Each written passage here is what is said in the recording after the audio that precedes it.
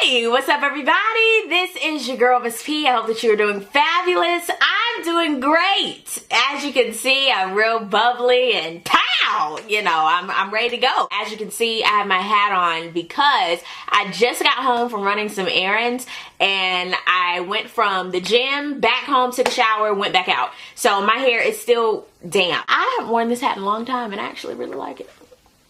But anyway, that's here nor there. I had some cute new snapbacks that I bought.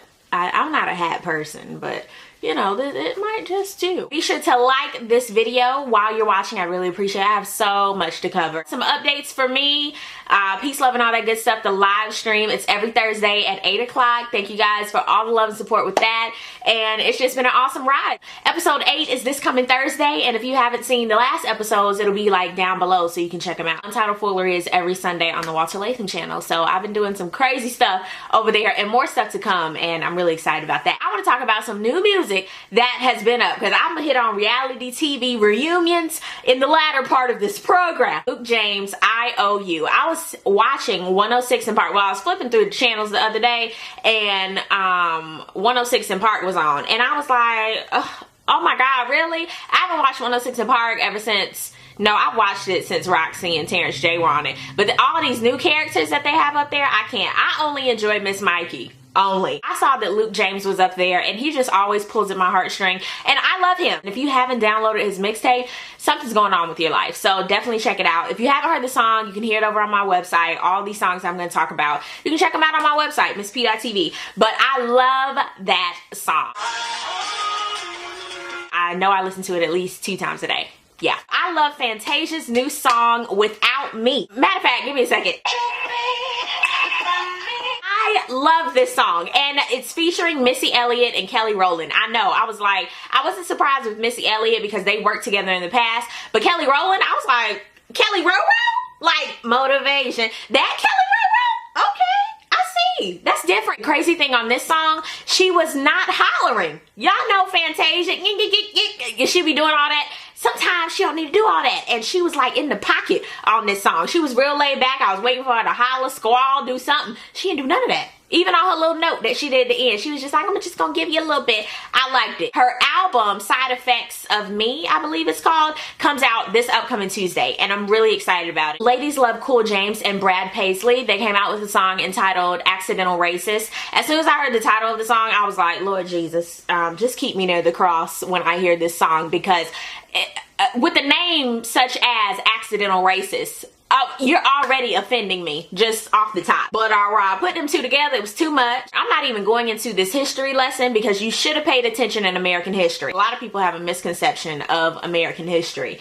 They think one thing because of he say, she say, and they don't know what really went on. I personally have a negative connotation with the Confederate flag. 1, because I live in the South. 2, because of how I was raised and what I know about it. And 3, whenever I figured out what it really meant, I still had those negative connotations because that's what I was raised to believe. So at one point I do know what it stands for, but on the other point I'm like, I see why people are offended. I just thought the song was weak all the way through. I wasn't feeling nothing from the song. I halfway went to sleep. LL, when he came in, it was so awkward. He was like, you know, if you accept my gold chains, I'll forget the iron chains. Baby, we're not gonna ever forget that. I'm sorry. I mean, the comparisons to the do-rag, to the Confederate flag, there is no comparison. I'm sorry, sweetheart. To me, I just don't see it. I don't know anybody who's like, yeah, that accidental racist. I play that all the time.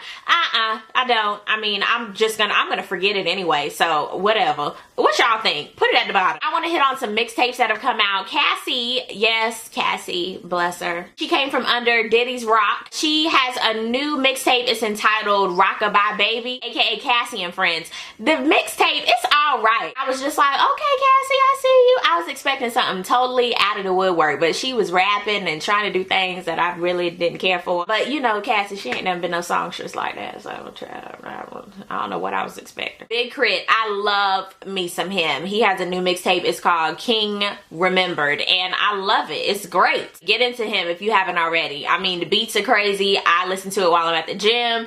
It's good motivation music, and I love it. Speaking of motivation, I really wanted to hit on Damian Crawford. He has a new album. It's called Champion, and I love him. He sent me his album. He was like, girl, check it out. I have a review over on my website. It's really, really good, and honey, it's free 99, so download it, check it out. And that's some more motivation type music when I'm at the gym, and it's just really good. It's a solid effort, and I like it. And he working that cover. You better go ahead, boo. Do that. I'm loving this Beyonce commercial. You guys know I hit on it a couple of What You Say half an hour ago. But honey, whenever that commercial come on, I just be popping and thrusting, and I cannot wait for her new song. Beyonce, what are you waiting for, girl? We are ready for a new song. Ew. Maybe you waiting for Blue Ivy's golden diaper. I don't know what you waiting for, but baby girl, it's time. Aww, speaking of time, Rick Ross's time is up from Reebox. Yes, a lot of people are calling him Rape Ross now for that line that he put in one of his songs. Honey, Rick Ross, I know that's the worst thing you could have ever done for yourself. So Rick Ross had an endorsement with some shoes. Honey, I didn't even know he had shoes coming out. Like, you got them Rosses, dog. You got them Rosses. I didn't even know. It reminds me of when Birdman teamed up with Luggs and then the Birdman never fold. No, too much. Rozay. Oh, I haven't done the Rick Ross grunt in a long time, so I think I lost it. I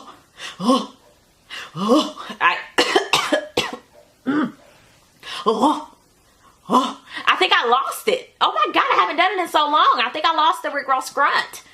Because you guys remember, I could do it. It was so well, it flowed. Rozay.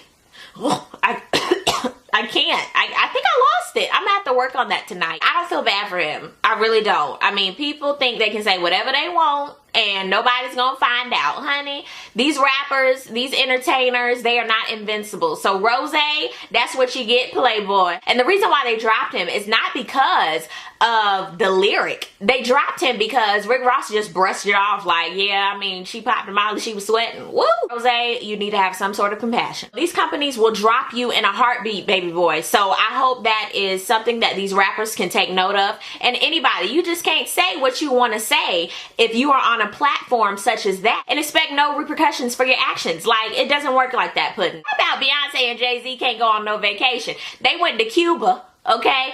And people uptight and people mad. There is so much other things we need to worry about. I mean, in the world today. I mean, why y'all mad? Like, for real, I mean, I doubt that they just popped up in the bed and was like, Jigga, yeah, B, I think we need to go to Cuba. Like, I don't think he even did that. She was like, Jay, I really think we need to go to Cuba. Like, I really don't think they popped up and said that. I know they made plans. I know they worked it out with everybody. They rolling on to the next one. She is on her tour right now. You better make your money, boo-boo. You better do that. It's time to hit on some reality TV reunions. Let's hit on Love and Hip Hop. Part 2, I really want to hit on Rashida, aka Ronald McDonald, taking her shoes off to like charge, like she charged at Rocky, and Rocky, she got up with a vengeance. She got up like she was gonna pull somebody's wig off. But honey, that's a big girl. That's a girl. You don't want to get in a fight with Ronald McDonald because honey, she's gonna get you. I put my money on Rashida because honey, she took them shoes off and she was flat-footed. You can tell she fights for a living. Like, her side hustle is being a bouncer. You can tell, like, she puts paws on you and she doesn't even think about it. So Rocky, I don't know where they put Rocky, but they put her behind the stage. They put her under the stage. I don't know where they put her. But Rashida, Ronald McDonald, she was on a rampage. Erica, Tiffany, and Rich's nasty love affair. I don't know. I really believe that all of them were doing the nasty together. I believe it. I really do, because they couldn't look at each other in the eyeball. Erica, you see she was off in distant space. Rich, he was just slobbering in the corner. Tiffany, she just looked like she was in space somewhere. I just could not with them. And even Mona was like, what in the hell? What is going on? I felt bad for Richard because they mentioned his little baton. And then Erica went on to even better news of Tiffany's puss box. I was like, ma'am, how are you going to talk bad about Tiffany? Yet I know you were in her puss box as well. I mean, that's just how it goes. I felt a little disgruntled with the whole situation. I felt like Richard. I was just like, parentheses and Yandy, the whole situation. Yandy, you know where that boy is at. Mona was like, so, baby girl, where's parentheses right now? I really don't feel like discussing that because, I mean, I'm not going to talk, I'm not going to put that into the atmosphere because, girl, hush, parentheses is in jail.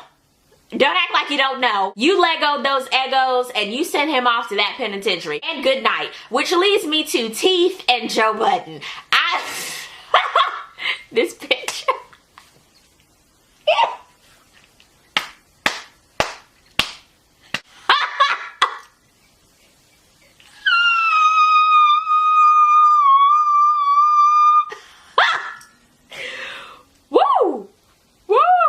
Woo! Okay.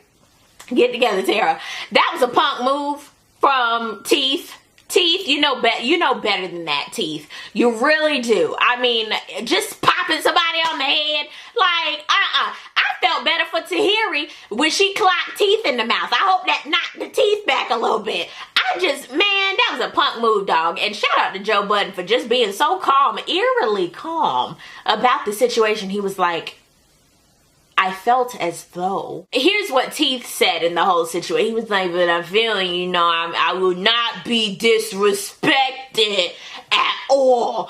Consequence, Teeth, Slugger, go home. Go night-night. Take Jen the Pen with you because she gets on my nerves as well. Take baby Caden to your mama house for Christmas. Done deal. There you go. I'm sick of all of them. This Love and Hip Hop New York, oh my God, kill me. It was just dry.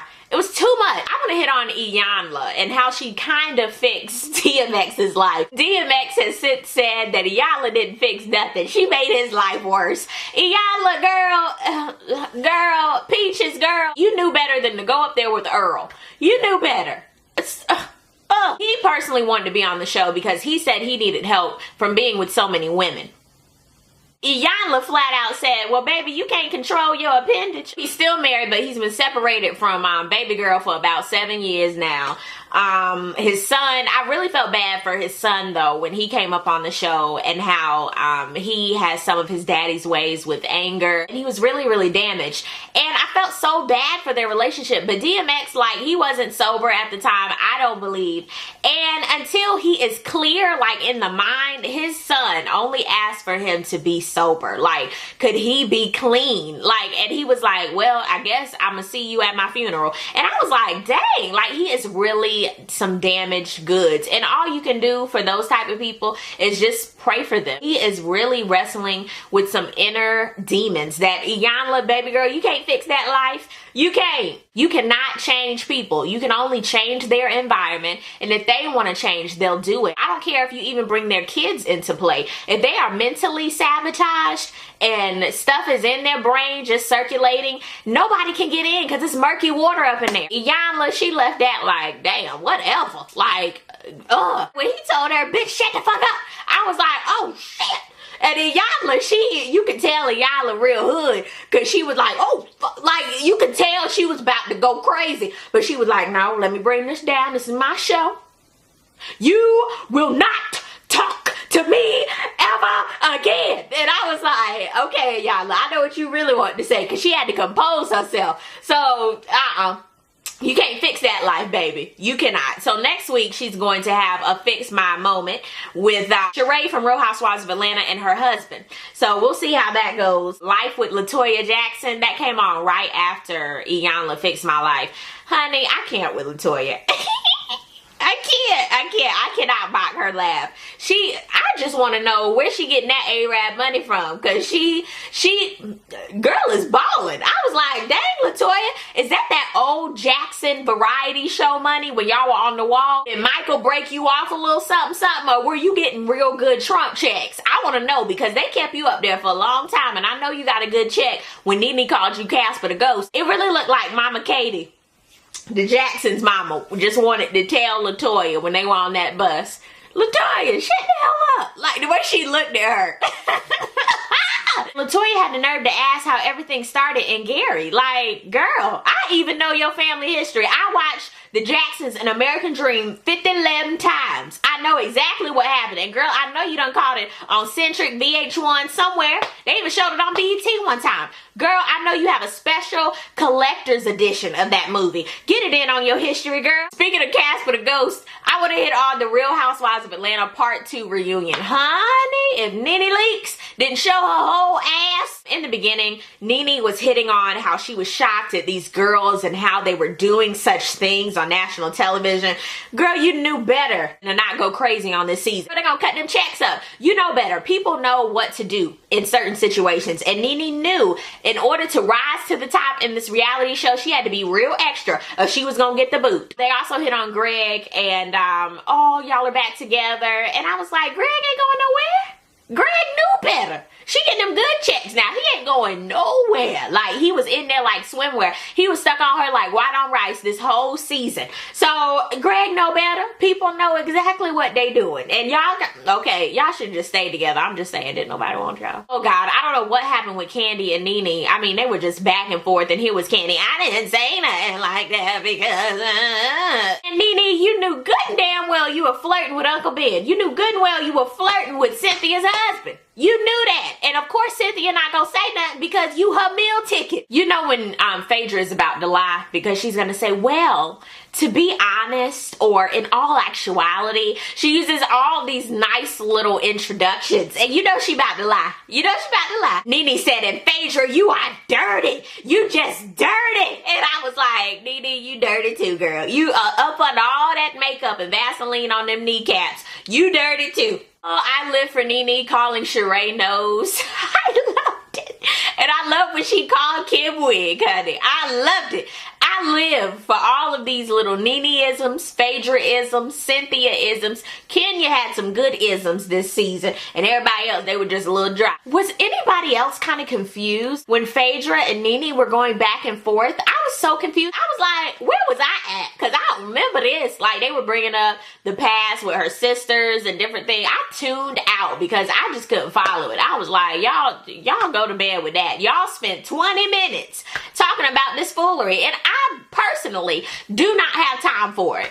Thank you and good night. Kim popped up like a Pop-Tart out of the blue sky, like they opened up the gates of heaven and she just came out in the green clover. Oh, I was like, Kim, where you come from, girl? Why did they zoom in to Croy and singing in the background? Croy was just sitting there like, Croy is a very good bodyguard. I did see Don't Be Tardy for the Wedding today. He licks the ground Kim walks on. And that's what she needed. She really needed him. Kudos to Kim. And I see why Kim is not mad and why she left the show, because she got another show coming up, baby. She getting her checks. And she ain't mad. She was like, whatever, honey. I don't care. I really don't like the comments Kim had when they went to go see Candy's house for the first time. Baby, don't hate that at the time and even now, you still building your house and you didn't close on one and you had to go back to your townhouse. Baby, don't be mad because baby girl, she's selling her pleasure toys and doing her gospel album right now. Don't be mad at that, boo. Keep doing what you doing, okay? And I hate when people do that. They go to other people's houses and they like, oh, this is cute.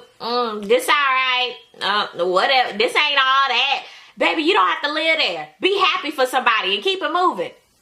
This whole Cash name. First of all, Kim had to tell Croy, come over here, baby, and hand me those papers. He gave her papers to show Candy that she had the LLC on this Cash name. Why was Candy so pressed? It's not like Todd and her done popped out four-headed youngins. I'm not impressed. I came up with that first and I want to see that. And I was like, girl, Kim done popped out this baby and done named the baby Cash.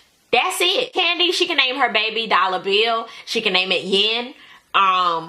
She can name it Euro. That's different. Hey, is she pregnant? I didn't think so. Ooh, Love and Hip Hop ATL comes on this upcoming Monday, and I'm so excited. And you guys know that I will be giving you reviews alone, by itself. Yes, you will be getting Love and Hip Hop. What You Say Happened Now is just by itself. I'm not talking about nothing else but Love and Hip Hop. Big Big shout out to my sponsor for this video, Miss Trey the Gym. Please check out her channel and please check out her blog. It's new and improved. She has like the exclusive stuff over on her website. I love her site, so definitely check her out. She's really doing her thing. All of her information is going across your screen as well as down below in the more description tab. But thank you guys so much for watching. Please remember to like this video, and if you have not subscribed to my channel, be sure to do so. It's free 99, honey. And down below in the comment section, be sure to leave your comment on the different things that I talked about. I have so much that you can make like 3 or 4 comments out of it. But I'll see you guys on the next video. Peace, love, and all that good stuff. God bless. Bye.